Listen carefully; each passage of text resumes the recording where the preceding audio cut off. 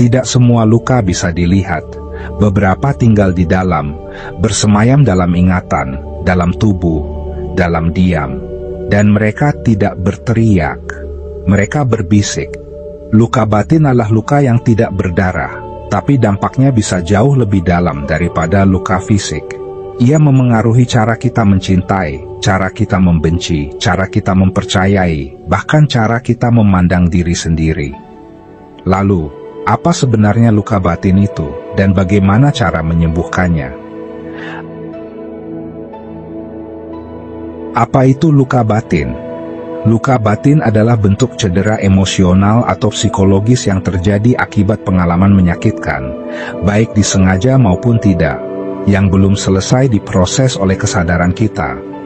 Luka ini bisa datang dari kata-kata tajam orang tua, penolakan di masa kecil, kehilangan orang yang dicintai, pengkhianatan dari sahabat atau pasangan, ekspektasi yang menekan, pengabaian, kekerasan, pelecehan, rasa bersalah yang tidak diampuni, dan kejadian traumatis. Luka batin bukan hanya soal apa yang terjadi, tapi juga apa yang tidak pernah terjadi. Seperti kasih sayang yang tidak pernah hadir, pelukan yang tidak pernah datang, atau kehadiran yang tidak pernah diberikan. Semua itu membentuk pola pikir, keyakinan, dan cara kita merespons hidup, seringkali tanpa kita sadari. Dan luka-luka itu tidak hilang hanya karena waktu. Ia tidak larut begitu saja hanya karena kita sibuk bekerja, tertawa, atau berdoa. Sebaliknya, luka batin bisa bersembunyi sangat dalam. Menjadi bayangan yang diam-diam membisikkan, "Aku tidak layak dicintai. Aku harus sempurna supaya diterima. Hidup ini tidak aman." Ia muncul dalam bentuk kegelisahan tanpa sebab, kelelahan yang tidak bisa dijelaskan, kemarahan yang meledak hanya karena hal kecil, atau kesepian yang menetap meski dikelilingi banyak orang. Kadang, luka batin menjadi topeng. Kita terlihat kuat, mandiri, tangguh. Tapi di dalam, ada bagian dari diri kita yang masih menangis. Anak kecil di dalam diri kita belum benar-benar tumbuh. Ia menunggu dipeluk, menunggu dijelaskan, menunggu kita dewasa yang sadar untuk datang, duduk bersamanya dan berkata, "Aku di sini sekarang, aku mendengarmu, aku tidak akan meninggalkanmu." Luka batin tidak meminta kita melupakan masa lalu. Ia hanya menunggu untuk dikenali, agar ia bisa dilepas dengan cinta, bukan dilawan dengan kebencian. Dan perjalanan penyembuhan selalu dimulai dari keberanian untuk melihat ke dalam, menyentuh bagian yang perih, dan hadir sepenuh hati, bukan untuk menghakimi, tapi untuk mendengarkan. Bagaimana luka batin mempengaruhi hidup kita? Luka batin tidak hilang begitu saja. Jika tidak disembuhkan, ia akan mengendap dalam bawah sadar, menyabotase kebahagiaan kita, membuat kita mudah marah, mudah cemas, mudah curiga, menarik orang atau situasi yang sama berulang kali, atau seperti pola relasi toksik, membuat kita merasa tidak layak dicintai, tidak cukup baik, tidak berharga. Luka batin bisa membuat kita terjebak dalam siklus menyakiti dan disakiti. Kita jadi orang yang selalu ingin membuktikan diri, atau selalu menyenangkan orang lain, atau menarik diri dari kehidupan sosial, atau terus menyimpan dendam, rasa sakit, bahkan rasa malu. Dan yang paling sunyi dari semua itu adalah kita mulai percaya bahwa luka itu adalah diri kita, bahwa kita memang orang yang tidak layak dicintai, bahwa kita memang harus berjuang sendiri, bahwa dunia ini memang tempat yang kejam, penuh ancaman. Padahal bukan itu jati diri kita.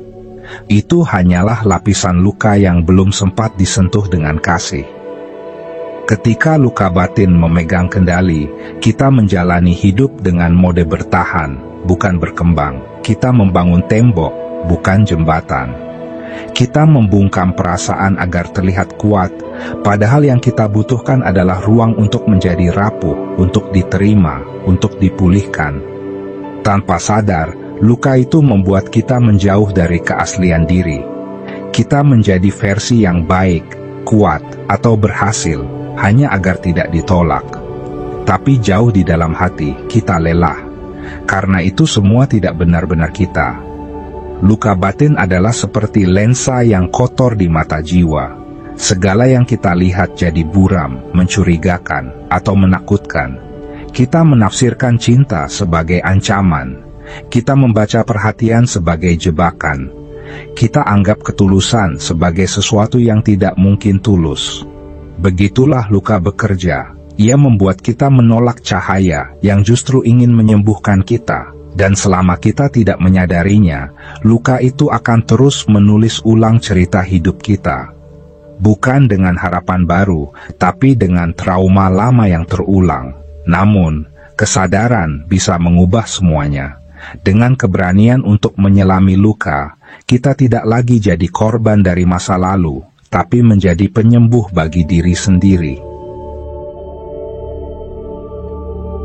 Lalu bagaimana cara menyembuhkan luka batin? Penyembuhan luka batin bukan proses instan. Tapi bukan berarti mustahil. Ada jalan pulang, tapi bukan dengan menolak luka, justru dengan menghadapinya dengan penuh cinta. Berikut adalah langkah-langkah yang bisa kamu lakukan secara sadar. Langkah pertama adalah menyadari bahwa kamu memang sedang terluka. Banyak orang tidak sadar bahwa luka masa lalunya masih mengendalikan hidupnya. Kita terlalu sibuk bertahan, menutupinya dengan pencapaian, status sosial, atau kesibukan. Jujurlah kepada dirimu sendiri. Apa bagian dalam dirimu yang masih menangis? Emosi apa yang terus muncul tanpa sebab jelas? Peristiwa apa yang terus terulang? Kalimat apa yang terus mengutukmu dalam batinmu? Kedua, hadapi dengan pelukan, bukan pengusiran. Jangan buru-buru memperbaiki luka itu. Temui dia seperti kau menemui sahabat lama yang tersesat. Duduklah dalam diam. Pejamkan mata. Rasakan tubuhmu. Tarik napas dalam-dalam.